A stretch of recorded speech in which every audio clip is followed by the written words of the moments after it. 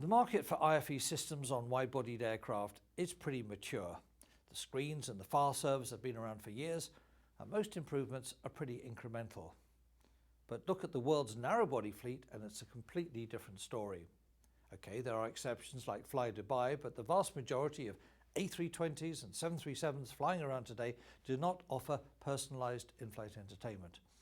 Well, that's all about to change as the race hots up to equip all these aircraft with wireless in-flight entertainment, or WIFE for short, streaming audio and video to handheld tablets and smartphones.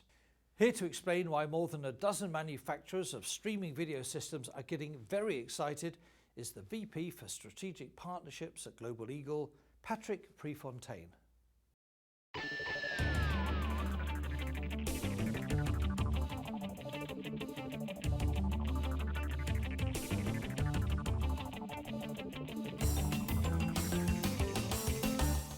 Patrick, welcome to the interview today. Very glad you could join us. Now, you gave a very interesting keynote speech to the TC meeting back in November at Newport Beach, and I thought well worthwhile bringing that to a much wider audience. You were talking about WIFE, actually when I say WIFE, not your wife, but we were talking about wireless IFE. Wireless IFE. Do you call it WIFE or is it Wi-Fi, or what do we call it?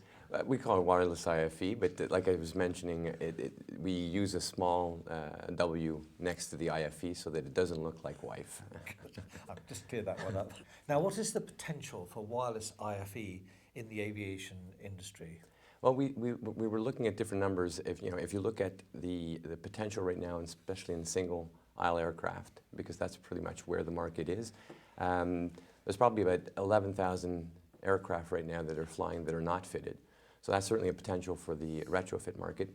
And if you look at the number of single aisle aircraft that are coming out that are not committed already to in-seat, there's probably about 500, and again, you could look at the number being 500 to 600 aircraft per year that are coming out that have a potential for a wireless IFE.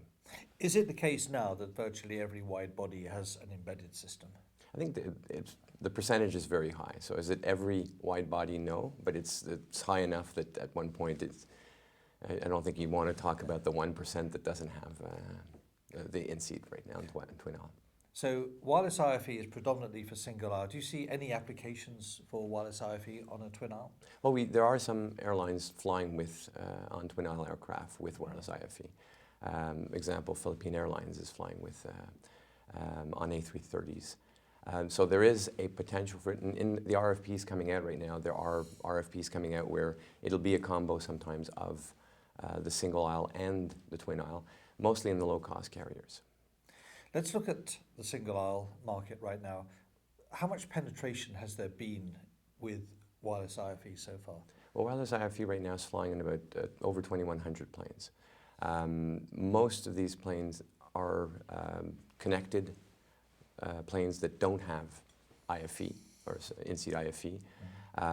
So that's a fair amount of planes. So it really came in through the connected aircraft. What we're seeing now is more and more of the RFPs coming out are for non-connected aircraft. And of course, sometimes the RFP will have a request for connectivity as well. But we are seeing airlines now that are looking at wireless IFE specifically in a non-connected environment. So why would an airline take that particular path? Why would they request an RFP for wireless IFE but not at the same time include connectivity? I think that some airlines, they see the potential of doing wireless IFE as an entry into eventually going towards connectivity. So it's an opportunity to put the server on board, the access points, see how people are using the system, and eventually you can actually expand to connectivity. Now, it's a fairly crowded market.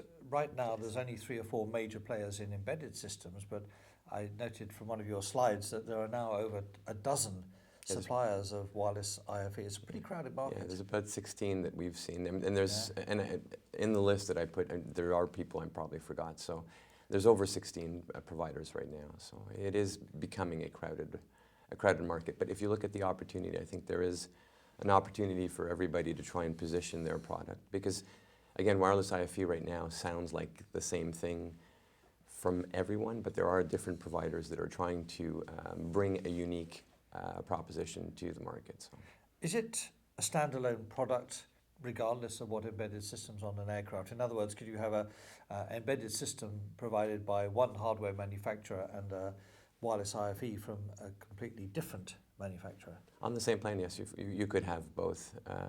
And I wouldn't be surprised. Well, in effect, you already have that. If you look at a lot of the GoGo installations, you'd have some of those planes have an embedded system that might be from Panasonic or from Thales, and they'll have the connectivity from GoGo and GoGo Vision, so you've got that combo within the same aircraft. And do the two systems talk to each other at all, or are they completely separate? I wouldn't be able to say for sure. I think that there are some installations where connectivity is used within the in-seat system, but I don't have the proper answer, so I'm not going to go out there and start saying something that... We'll leave that one for another day. What about some of the challenges that the industry faces in terms of installing wireless IFE? For example, you still don't have access to early window content. No, and that is the case. Early window content's not available yet, and we're hopeful that eventually it'll be available for wireless IFE. Right now, it's in the studio's hands. There are technologies that are being asked for us to look at to try and see if we can't use those technologies eventually to go towards early window content. However, a lot of the installs for wireless IFE are in single-aisle aircraft. They might be more on a short, medium haul. So the desire to have the early window content is there. There are still a lot of opportunities where short-run content is good enough to be able to have a very good experience within that market. What advice would you give to airlines wanting to go down this particular route, looking at streaming IFE? What other factors do they have to consider in terms of the usability of the product on board the aircraft? I'm thinking here of things like power, in-seat power, and somewhere to actually put your iPad. Well, I think that the market is going in that direction. So a lot of the RFPs coming out, a lot is probably a huge term, but some of the RFPs are coming out with a power component, so they're asking for that power. We're seeing at every trade show that we go to now, we're seeing the seat manufacturers looking at ways to make sure that the devices that we bring on board can be neatly put on the seat so that they actually function in a way where we don't have to hold them. So I think the market is getting outside of for wireless IFE. I think it's just for bring your own device consumption, like people coming on board with their own devices. The airlines are looking at different ways to make that experience that much more interesting, and the wireless IFE will benefit from that. So, there are many short-haul carriers that have an existing embedded system. Yep. We all know who they are. For an airline that's perhaps buying a new type of aircraft, maybe they've ordered some 737 Maxes or A320 Neos, what are the pros and cons of going down the embedded route and going down the wireless IFE route? Again, I think that's really an airline decision in what they want to offer their clientele, because they're two different products. Of course, an embedded system is I sit down, the screen is there, I've got access to early window content. I'm not bringing and using my own device, which is a completely different experience. I think it's often cost will be an issue, one of the factors when you're looking at both solutions. Number two, it'll be what is the experience that the airline is already doing? Is this an expansion from their twin aisle wanting to, on certain routes, be able to offer the same type of experience in the embedded? Or is it just the desire to offer content to their passengers? What's been the passenger acceptability of streaming wireless in-flight entertainment? Are people happy to watch content on a 4-inch smartphone, for example? Well, if you look in the real world, not in flight, there's more and more content is consumed via our smartphones, via our tablets. So it's a habit that we're already taking. So all we're doing is actually using that habit that the passenger already has and allowing them to stream or get access to content that they don't have to load onto their device. So right now it's not something that everybody's aware. I don't think that the awareness around the availability is as high as it will be in the next couple of years. But as people become more aware that the content can be available once they get onto the plane, I think it'll become a habit where people just come on, open their device, and start looking at what's available for content consumption. Now, I'm playing devil's advocate here, but what about the poor passenger that's packed their iPad in the hold and they get on board the aircraft and everybody else whips out their smartphones and, oh my goodness, I've got nothing to watch. Well, some airlines will rent you or lend you a device for people sometimes who just don't own a device. That opportunity Are there any is there. such people these I think days? there still are a few people that don't own devices.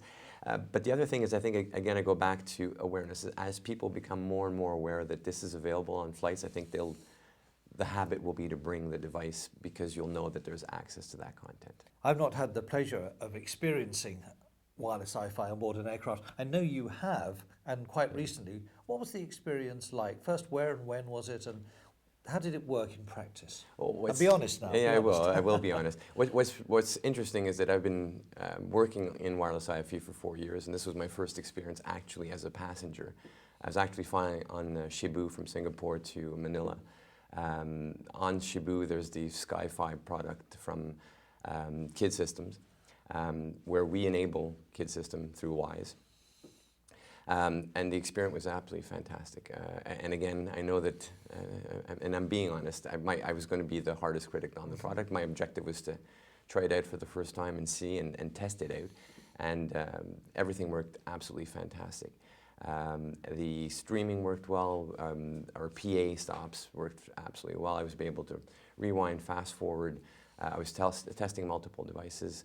And the content selection turned out to be absolutely fantastic as well. I mean, it's not a huge content selection, but the content was well curated. So overall, it was first time, and it was very, very positive. I was like a kid in a candy store. But quite often when you're streaming video, certainly when I am, you get buffering, you get a halt, and then it plays catch up, then it starts again. Did you experience any of that? No, there was absolutely no buffering. No, again, to be totally honest, it wasn't a full flight. I don't know how many people were actually using the system while I was using it, but the experience I had was seamless. Everything worked perfectly, no buffering at all. It was very, very reactive, which again, I would be the first critic because I've tested it in our demo environment and I was looking forward to seeing it in the real environment. But it was well tested before we went out into the market. So you came away a happy man, which is great. Very happy. Sounds like a brave new world. Patrick, best of luck for the future, and thanks for joining us today. Oh, thank you very much, Steve. Coming up, Steve Harvey brings you another informative and interesting interview with a leading professional from the ranks of our in-flight entertainment industry. Don't miss it. That's next time on the PME Interview.